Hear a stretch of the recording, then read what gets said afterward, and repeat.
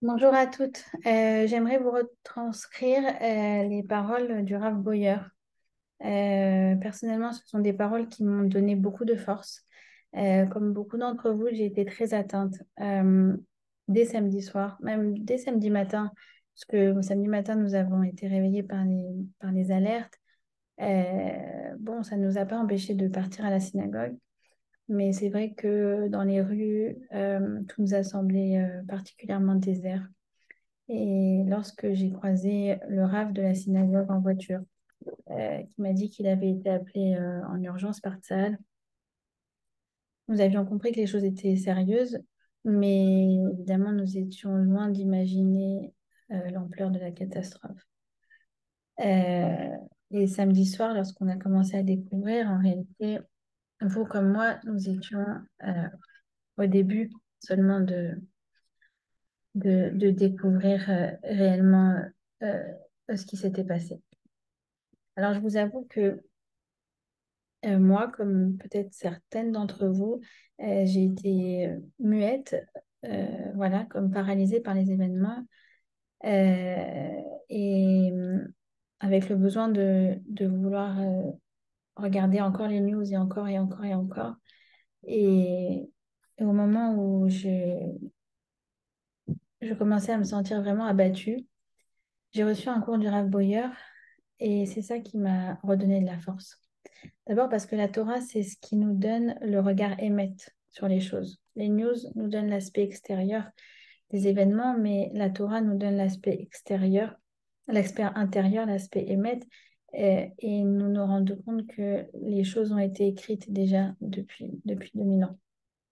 Et aussi parce que la Torah nous fait nous rendre compte, en tout cas moi ces paroles m'ont fait me rendre compte que le Ham Israël a besoin de moi. Je ne peux pas rester abattu, je dois me lever parce que le Ham Israël a besoin de moi, a besoin de chacune d'entre vous.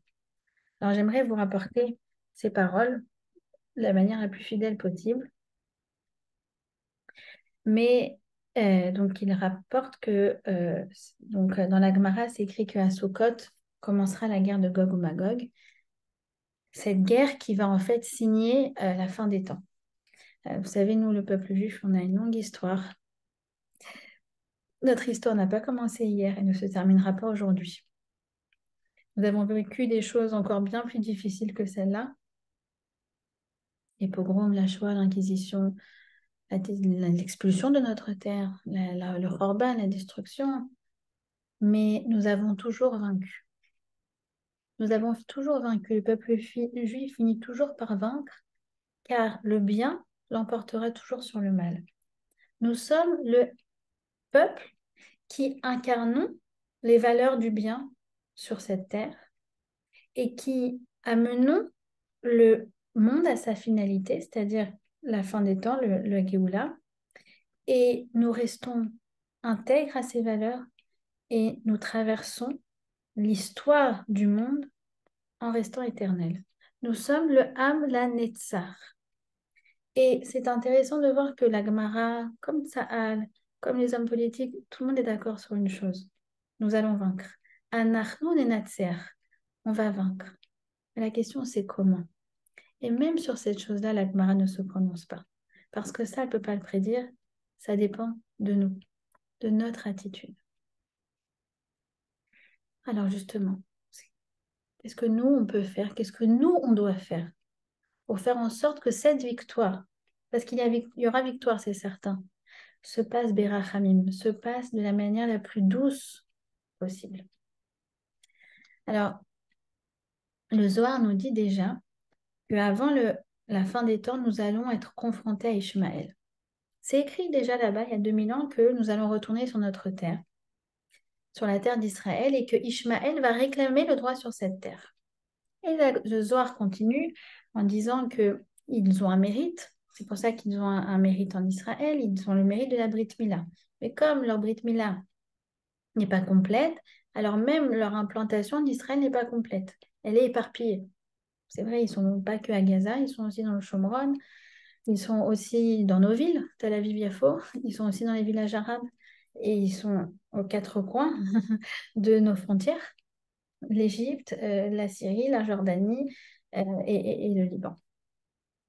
Et ils sont surtout sur le Harabaït. Ils sont surtout à Jérusalem, là où va être construit le Beth Amikdash. Et c'est écrit que ils vont faire souffrir le peuple juif à la fin des temps, avant la Géoula. Maintenant, nos sages nous expliquent comment, d'un point de vue spirituel, ces choses-là se passent. En fait, il y a 70 nations et il y a également 70 facettes au mal. Et lorsque nous, le peuple juif, nous sommes happés par une des facettes du mal, que nous trébuchons, que nous laissons le mal s'installer en nous, alors la nation à qui correspond cette facette du mal, cette nation se renforce parfois jusqu'à nous dominer.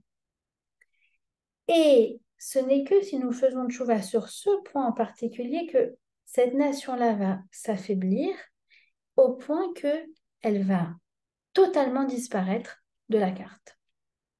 Toutes les nations qui nous ont dominés, que ce soit l'Égypte, Babel, Yavan, la Grèce, toutes nous ont dominés à un moment, mais sont tombées immédiatement après. Pourquoi? Parce que dès lors que nous avons fait tchouva sur ce point en particulier, eh bien alors la nation n'avait plus de force, ni pour nous opprimer, ni pour nous dominer, ni même pour exister. Alors là, le Rav Boyer pose la question, il dit là, maintenant, sur cette guerre-là, quel est le nerf de la guerre en fait? Sur quoi on doit se renforcer pour affaiblir notre ennemi? Et il répond, Koach Haemuna, sur la Emouna. Et ça, c'est écrit déjà dans la Gemara, que quand arrivera Gog ou Magog, nous ne serons délivrés qu'au moment où nous lèverons les yeux au ciel et nous dirons, il n'y a rien sur qui on ne peut compter si ce n'est Hachem. Ni les États-Unis, ni l'Europe, ni l'ONU, ni ça, ni ça. En lanu almi le isha en et là alavinu sheba shamayim. C'est-à-dire que c'est une guerre de Emouna. Et eux revendiquent une certaine forme de Emouna, ils se prosternent dans la rue 5 fois par jour. Mais nous, quand on se renforce dans la vraie Emouna, alors on retire de Ishmaël sa force, l'aspire et ça l'affaiblit et il n'y a plus aucune possibilité de nuire sur Israël. Mais si Chad Veshalom, on n'est pas fort dans notre Emouna, alors on s'affaiblit et on le renforce. Ce sont des vases communicants. Alors, c'est ça en fait. La Emouna, déjà la première chose, c'est de comprendre que toutes nos mitzvot sont une protection pour le Ham Israël. Toutes nos mitzvot sont une protection pour le Ham Israël. Chaque chose que je fais, je bois un verre d'eau, je fais chez Akol, je fais cette prière, je fais chez Ma Israël le matin. Tout, même d'être à la maison et de s'occuper de ses enfants, tout ça, c'est les Shem mitzvah, c'est une mitzvah et c'est une protection pour le Ham Israël. Et si ça s'est arrivé à Simchat Torah, en fait, nous dit Rav Boyer, il nous a dit aussi Rav Yakovson, c'est un chesed de Hachem, parce que c'était le jour où nous avons le plus de mérite. Nous étions après 21 jours de Tishri, on a fait Rosh Hashanah, on a prié, on a fait 10 jours de Tchouva, on a fait Kippour, on a pardonné, on s'est pardonné. Après, on court pour construire la souka, on n'a même pas le temps de fauter, qu'on est déjà assis dans la souka, qu'on est dans la simra avec Hachem, on a fait la veillée de Hashanah Rabbah, on a étudié, même vendredi soir, on a encore eu le temps de danser avec les Sfarim. Tout ça, ça a été en fait un bouclier de protection pour le Ham Israël. Car qui sait ce qui aurait pu arriver s'il n'avait pas été arrêté? Alors c'est vrai que ça a pris des heures trop longues, trop longues. Et ça aurait pu être bien pire que ça. L'ampleur aurait pu être infiniment plus grande que ça. Si ce n'est pas Hachem qui nous protège, il n'y a rien qui nous protège. Im Hachem lo shomer ba'it, shav shomer, shakat shomer. Si Hachem ne protège pas la ville, le garde, il peut rien. Il ne peut rien. Toute sa réussite, toute sa force provient de Hachem. C'est de ça, dans ça qu'on doit se renforcer. C'est dans ça qu'on doit se renforcer, qu'on ne peut rien sans Hachem. C'est écrit, Loulé Hachem, She'ayalanu, Bekoum Alenu Adam. Mais si Hachem n'est pas avec nous, on ne peut même pas survivre un seul jour. On ne pourrait pas. Imaginez-vous tous nos ennemis qui sont à nos frontières, là, là, là, et tous nos ennemis qui sont dans nos frontières. Il suffirait d'une journée. Et Hachem, il maintient, il protège grâce à nos mitzvot. Mais là, on a besoin de renforcer un point particulier dans toutes les mitzvot qu'on a. Dans les 613 mitzvot, c'est la Emouna. C'est la Emouna. Il rapporte une histoire pendant la Seconde Guerre mondiale d'un jeune garçon qui a demandé à son père, qui lui a dit, mais papa, explique-moi, qu'est-ce qui se passe? Et son père lui a dit, ah ben voilà, je vais t'expliquer. Alors voilà, ça, là, il y a eu les Britanniques, ils ont fait ça, mais ça, grâce aux États-Unis, il y aura ça, et grâce, et grâce. Et il commence à lui expliquer, mais tout d'un point de vue simplement géopolitique. Et là, son fils lui dit, regarde, papa, avec tout le respect que je te dois, c'est là l'erreur. C'est là l'erreur, de croire que c'est l'ONU, que c'est les États-Unis, que c'est Tsahal. Bien sûr, Tsahal, mais Tsahal sans Hachem ne peut rien. C'est ça qu'on doit réaliser maintenant, que nos soldats sans Emouna, sans la protection d'Hachem, ne peuvent rien. C'est ça ce qui donne la force à nos soldats. À chaque fois qu'on s'en renforce dans cette chose que un soldat sans Hachem ne peut rien. Il ne peut rien, Tsahal sans Hachem ne peut rien, le gouvernement sans Hachem ne peut rien. Alors là, on renforce pour qu'ils réussissent leur mission. C'est nous qui donnons la force à Tsahal. C'est nous, et sans compter toutes les mères et les épouses qui ont envoyé leur mari, leur fils, leurs frères, leur père. C'est nous, c'est là qui se passe le nerf de la guerre, c'est chez nous. De comprendre que sans la protection d'Hachem, on ne peut rien. Plus on met du bitachon dans quelque chose, plus c'est cette chose-là qui va compter. Si on met notre bitachon dans le tank, alors c'est le tank. Si on met notre bitachon dans les services de renseignement, alors c'est le service de renseignement, avec toutes les failles que ça comporte. Il faut avoir conscience que tout est entre les mains d'Hachem. Avoir conscience que tout est entre les mains d'Hachem, et ça, c'est notre bouclier de protection. Alors, j'aimerais rajouter un autre point sur ce qu'a dit Rav Breuer, que j'ai entendu nombreuses fois de nombreux rabbinim, un point qui est essentiel. C'est écrit comme ça que l'armée de David, c'était des grandes tzadikim. Les gens, chapeau, barbe, très religieux, ils connaissaient toute la Gemara, le Tanakh, ils connaissaient tout par cœur. Ils priaient 3 fois par jour, ils mettaient les tefillin, les tzitzit, les talits, tout. Mais ils perdaient les guerres. Et c'est écrit en revanche que l'armée de Achav, sachez que Achav c'était un grand impie, qui a mis des idoles dans tout Israël et qui a poussé en fait Israël à faire de l'idolâtrie. Beaucoup. Il n'y avait pas un coin en Israël où il n'y avait pas d'idole. L'armée de Achav remportait toutes les guerres. Et la Gemara explique. Parce qu'à l'époque de David, ils ne s'aimaient pas. Ils disaient du mal les uns des autres. Il y avait de la haine, il y avait de la dissension. Un, il disait pas bonjour à l'autre. Un, il passait son chemin. Il disait, ah ouais, non, mais lui, je ne vais pas lui parler. Et c'était les grandes sadikim. Ils perdaient les guerres. Achav, c'était les Rav partis, Bouddha, tout ce que vous pouvez imaginer, la Touma. Et ils gagnaient les guerres. Pourquoi? Parce qu'ils s'aimaient. Ça dit, comment tu vas? Ma chérie, quoi? Qu'est-ce que ça me fait plaisir de te voir. Il n'y avait pas de délation. Il n'y avait pas de lachonara à l'époque de Achav.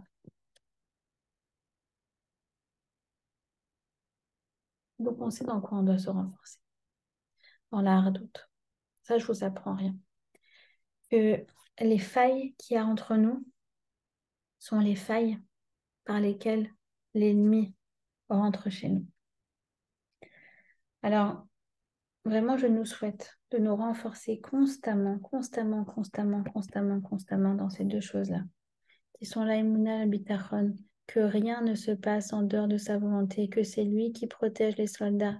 Mi Birer, Avram, Yitzhak et Yaakov, ou Yevarech et Chayalet Tzava Agana et Israël. Que celui qui a béni nos pères, il va protéger Tsahal. Dire des Télim. Rav Yakovson a recommandé le Télim 91, 130 et 142. De dire les Ma'an, Shmirat Klal Israël, pour la protection du Ham Israël. De dire des paroles positives, il a dit Rav Yakovson, un mot gentil, une bracha. Et se renforcer à chaque instant que toute l'issue, tout le déroulé ne dépend que de lui. Que de lui. Ça dépend de rien d'autre. Et lui et seul lui, va nous faire réussir. Il va voir à quel point il est uni, on est unis. Il voit à quel point on est unis, à quel point on est un peuple exceptionnel, exceptionnel. Vous avez vu des choses comme ça dans le monde, ou vous avez vu des choses comme ça dans le monde. Vous voyez pas tout incroyable, toute la solidarité qui se passe. Mon mari est au téléphone du matin jusqu'au soir à envoyer des colis, à héberger des jeunes, des gens du Sud, des trucs de fou, de fou, de fou. Oui, dis-moi, je suis rien, je suis un sur 6 millions. Imaginez-vous tout ce qui est en train de se passer comme précède. Incroyable à ce moment-là. Tout. Alors Hachem va être témoin de miracles. Le monde entier va être témoin des miracles que Hachem va nous faire, pardon. Et Bezrat Hachem, on va continuer de se renforcer dans la hardoute, se renforcer dans la émouna. Alors on va gagner la guerre. C'est sûr qu'on va gagner la guerre, mais le déroulé, cela se passera dans la plus grande douceur. Et c'est de nous dont ça dépend. Alors je nous souhaite, Bezrat Hachem, de nous renforcer dans ce point. Tout, tout, tout ne dépend que de lui. Et sur ça, je vous invite vraiment à réduire euh, votre perméabilité à toutes les infos, toutes les news, tous les contenus et à vous renforcer uniquement dans les paroles de Torah. Et vous allez voir que Bezrat Hachem, de ça, on sortira très, très grandement vainqueur. Amen.